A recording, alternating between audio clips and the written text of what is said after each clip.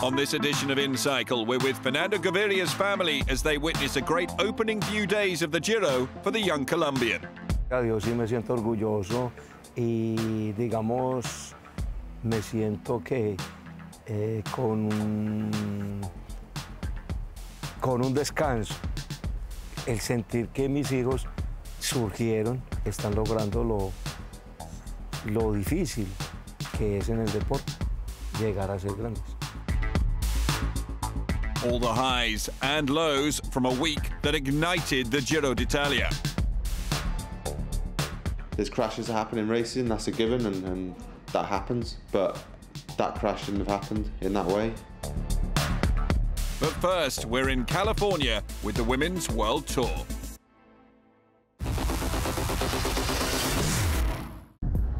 When I first started racing, I was living in Middlebury, Vermont. When I graduated from Middlebury and I said I want to become a professional cyclist, I knew I had to get somewhere where I could train outside all year round. And I said, I'll just go to California. Tour of California definitely feels like a home race. I get to drive up here, and it's the one race of the year, and it's a world tour race, so it's the highest level of racing, and I get to do it in my home state. And yeah, here in Lake Tahoe, this is where I got engaged to my husband, so yeah, a little bit of sentimentality here. Winning here was a lot of fun. That was my first world tour win. Having my first world tour win in the United States was, yeah, a great feeling. I'm born and raised in Ventura, California, which is about 8 hours south of here. I'm from beaches and palm trees and sunshine, and here I'm 8 hours away, and it snowed 2 days ago. I'm so far from home, and yet it's the same. It is home, and it's nothing like it. I really like the first stage of the race, the one that goes around the lake, because it's pretty diverse, but it's fast and rolling. There's some climbing, but it's always really aggressive. I was born in Solvang, California, and grew up in Redding, California, and I currently live in Petaluma, California, so you can say I've been a Californian my whole life. I think Americans, when they come to the Amgen Tour of California, are very motivated to perform, of course, and they're able to target this event. California is definitely one of my homes, and I'm so proud to be here, and it's amazing to have a World Tour event here and showcase the top level of women's racing here in California. And to wear the yellow jersey in front of my home crowd and my friends and my husband, and everybody's here, so I don't get that opportunity too often. The second day is maybe not my forte. It's really hard. I pre-rode it the other day and I couldn't believe it. I mean, it's incredible that we have a stage like that, and it's really going to shake up the general classification. Stage 2 I'm really excited about because I've done a stage race out there before and it's just amazing. The hills are actually really hard though. I think Californians are a little extra motivated here.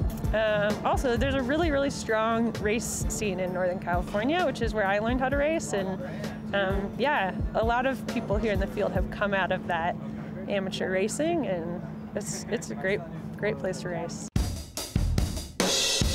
The Tour of California means a lot to me. I think it's really special, especially for an American, to have kind of a hometown race, since the standard of the sport is in Europe. And you know, the Euros, I always tell them they're so lucky, you know, they can drive to a race or fly 2 hours to a whole other country.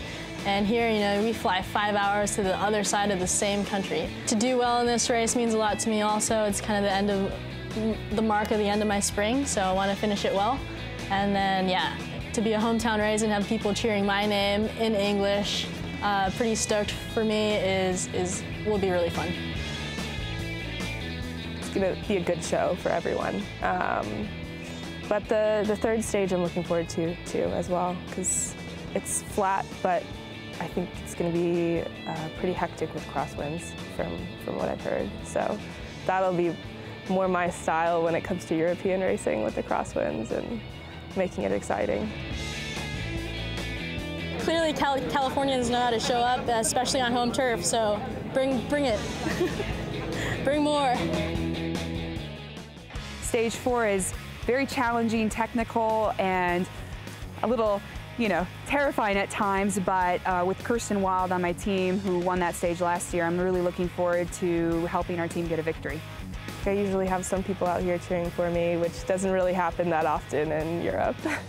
So I do feel pride. I almost feel like I'm showing off this incredible state that I'm living. You know, although I'm not doing any of the showing off, but I'm just happy that everyone has made the travel over here to see and to race and experience this place. I've won the Sacramento Criterium stage, I think the first year that they held it when I was 18. So have experience with that, and yeah, I guess that does give me a little bit of an upper hand. I think it's not your typical American Criterium. It's pretty long finish than usual, so I think you can see definitely see some Euros up there because it'll require a lot of strength and power to get to the line. But you will see some scrappy Americans up there trying to, you know, rub some elbows to get to the line first. Of course, the main goal was to get this jersey to win this race, and it would have been so nice if Megan could get it because it's her. Yeah, she comes from here, and this is a really important race for her. And she did a great job. You know, it's not nice if you have the jersey and you won't have it anymore, and she totally gave it all to defend the jersey. So that's a big compliment for her, and I wouldn't have asked more for that, and for the whole team, they were amazing. Tackling your first Grand Tour is a daunting prospect, even more so when you're only 22 and expected to demonstrate why you're considered the next great sprinting star. But at least two aspects of Fernando Gaviria have helped the young Colombian rise to this challenge. The first, the immense speed in his legs. The second, an impressive humility. Tenía una intención de una etapa, solo que sabía que mi primer Grand Tour era muy difícil. ¿Cuántos han corrido varios Grand Tour y no han sido capaces con una victoria? Entonces, tenía yo en mi mente eso, pero no lo podía decir a nadie porque muchas veces es como cuando le pides un sueño a una estrella fugaz, que no se lo puedes contar a todo el mundo porque puede que no se te haga realidad. Es una victoria de los dos, de mi madre y mi padre. Ellos fueron los que me criaron, ellos fueron los que me entrenaron al inicio, fueron los que me acompañaron cada día. Family is a recurring theme in Gaviria's story. With that in mind, it seemed only appropriate that the first people he could celebrate becoming a Grand Tour stage winner with were those who had first set him on his path. Yo sí me siento orgulloso y, digamos, me siento que con un descanso, el sentir que mis hijos surgieron, están logrando lo difícil que es en el deporte, llegar a ser grandes. Para mí mi padre es el mejor fomentador de ciclismo. Me enseñó que debíamos dar siempre lo mejor de nosotros, pero nunca me entrenó tanto como para que yo un día me levantara cansado y no quisiera ver mi bicicleta, sino que antes cada día quería dar un poco más de tiempo en la bicicleta. El tiempo hizo que le cogiera más amor a la bicicleta que cualquier otra cosa. En Colombia suben demasiado, entonces es casi imposible ganarles.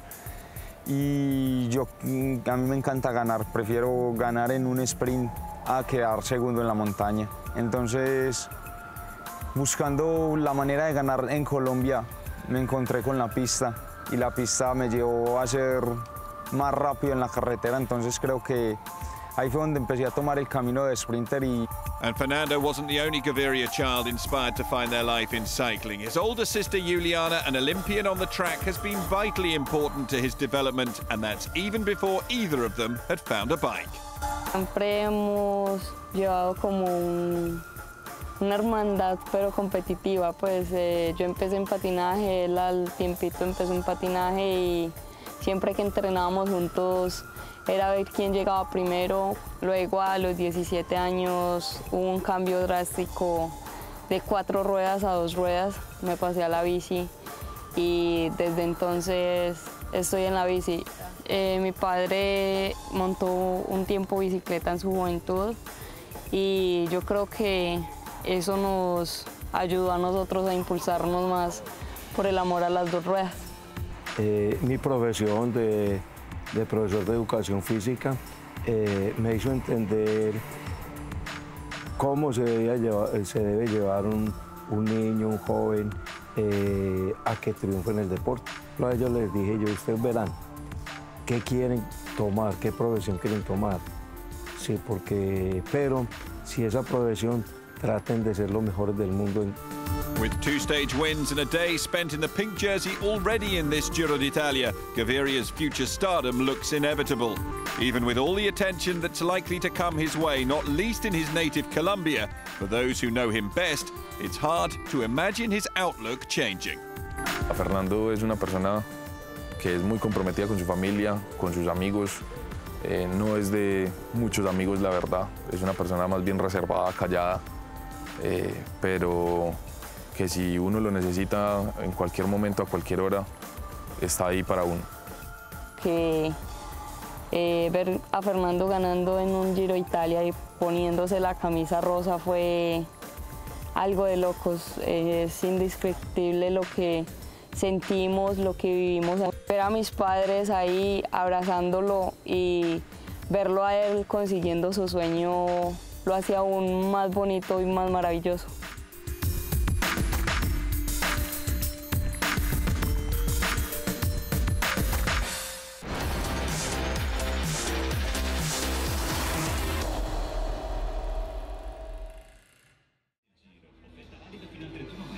Over the course of 6 stages, the 100th edition of the Giro d'Italia would burst into life. Its second week would end in controversy, but begin with a homecoming for Vincenzo Nibali. As the peloton ripped into Messina, all eyes were on the shark, but his teammate, Luka Pibenik, clearly hadn't read the script or the roadbook. He thinks he's won. Oh my goodness. He doesn't know what a bell is. Ride on, my friend. They're all going to get you. The correct celebration would come 1 lap later for Quick-Step's Fernando Gaviria. 2 stage wins in the bag and the pink jersey now hanging on the shoulders of a confident Bob Jungels. The team had reason to be cheerful. Ma siamo arrivati a questo giro con qualche obiettivo e l'obiettivo principale era con Fernando Gaviria, il secondo obiettivo è con Bob di provare a fare un'ottima classifica come abbiamo fatto l'anno scorso è arrivato sesto, abbiamo vinto la maglia bianca, sappiamo che quest'anno è un giro diverso, ci sono più pretendenti, l'ultima settimana è molto più dura, però il nostro obiettivo di inizio giro l'abbiamo raggiunto. With so many teams focused on GC or sprint stage victories, a breakaway had yet to stamp their mark on the Corsa Rosa. That would all change on stage 6's ramp into Terme Liguane. While Trek Segafredo looked to have done everything to hand Jasper Sturban a stage win, it would be a man from BMC to take the day. Here goes Dillier. Dillier goes for it. Stuyven can't catch him. It's going to be side by side between these two. Wow! Stuyven smacks the bars. He had a man who helped him all day, but Dillier takes it for BMC. What a result for them. Sylvain Dillier, the loyal domestique, could savour his success while his team leader TJ Van Garderen finished safely with his rivals as the GC deadlock remained unbroken. There is going to be days where there is guys, they're going to have an opportunity to do their own race. We know that, the team knows that, and our leader, TJ, knows that. So it's a way of giving and taking, you know. So we give the opportunity, and I'm pretty sure these guys are going to give back a lot more. The next day, the sprinters' teams could regain control, but not before some Hollywood glamour had graced the start of Stage 7 in Castrovillari. As Patrick Dempsey decided against contesting the highly technical finish into Alberobello, the young speedsters who did put on a show.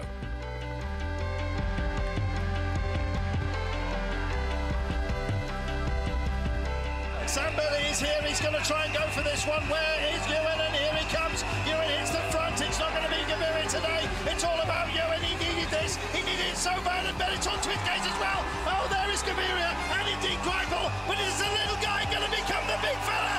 Yes, I think he did it. That was so close at the very last here. Yeah, it was pretty crazy. We got caught a little bit too far back with about 3Ks to go, and then we just waited for each other and we didn't panic, and the boys did a perfect job. You know, after the first few disappointments of the tour, I don't think a victory's ever felt so good before.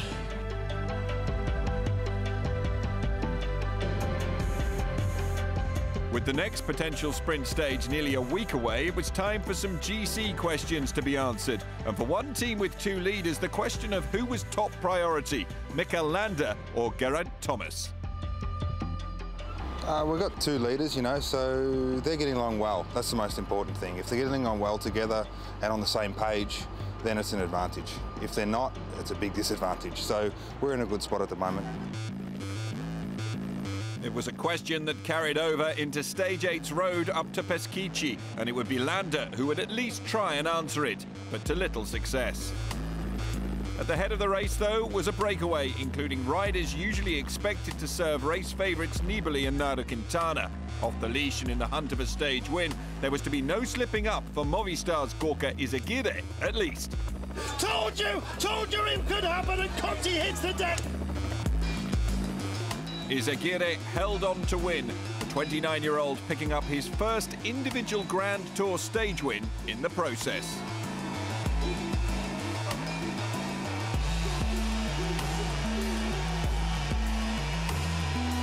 Still, there could be no separating the top favourites at the line, but that was little surprise. Since the day the Giro route was announced, one name had stood out as a likely defining point of the race. Blockhaus. The climb itself is way more difficult. It's the last 10K is about 10%, so it's steeper.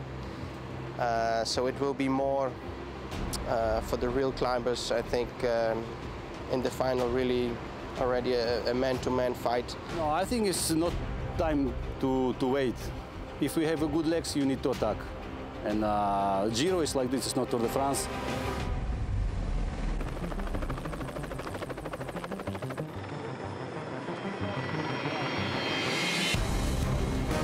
Oh, we've got big riders down. Sky Riders on the floor as well. Mikel Landa is on the ground, he's not happy. And that is Geraint Thomas. That is Geraint Thomas, and I'm afraid that does not look good.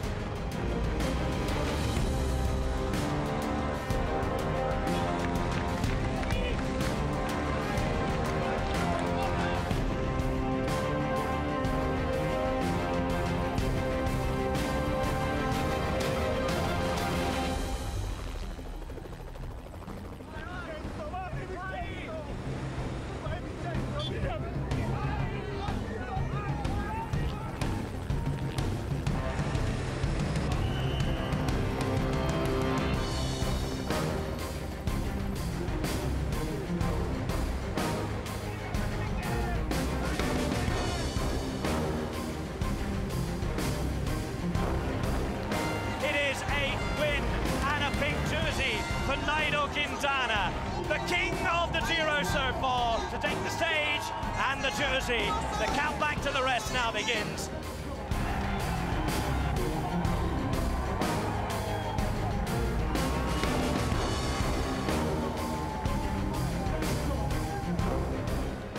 El plan era un poco pues intentar ganar con Nairo y luego pues sacar más que nada, más que a Nibali, sobre todo pues gente más especialista contra reloj, ¿no? Pero bueno, vimos que Dumoulin se defendió muy bien y tendremos que seguir contando con él muchos días.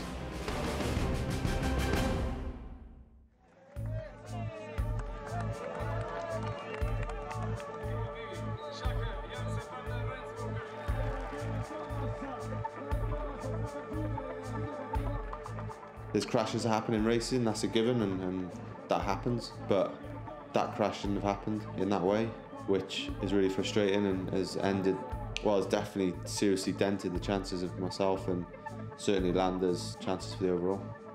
Since November, really been well, even before that, I've been thinking about, I want to go for the Giro and, you know, target this race and be a leader and, just try and get the best result possible. And to lose that chance through no fault of any bike riders is really frustrating. With 5 minutes lost to Quintana, Thomas's Giro challenge was over. The opportunity to salvage something from his time in Italy, however, wasn't, and he'd come close to an immediate bounce back in Stage 10's time trial through rolling Umbria. This is going to be surely to take the lead, and look at this, he's going to be in the 51s. Geraint Thomas, what have you done? Oh, joy, 46.429, 51 seconds, and a huge cheer goes up at the line.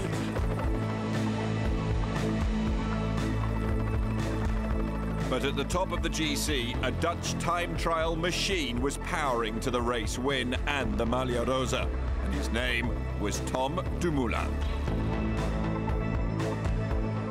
Tom Dumoulin is driving for home, he's driving into the lead here. There's Geraint Thomas's time, which was absolutely outstanding, but if you want outstanding, look no further. Tom Dumoulin takes the lead of this race. Who's going to take it back from him? For Nairo Quintana, it was damage limitation, keeping his overall losses to 2 minutes and 23 seconds. With the peaks of the Alps and the Dolomites to come, the Colombian has more than one mountain to climb. Tom has only done one Grand Tour for a GC, and that was the Vuelta in 2015. And now he's better prepared. And it's a question mark for us, for Tom, and for the competition to see how strong he is in the last week. And that is makes things very unpredictable. But I mean, still Nairo is the big favorite.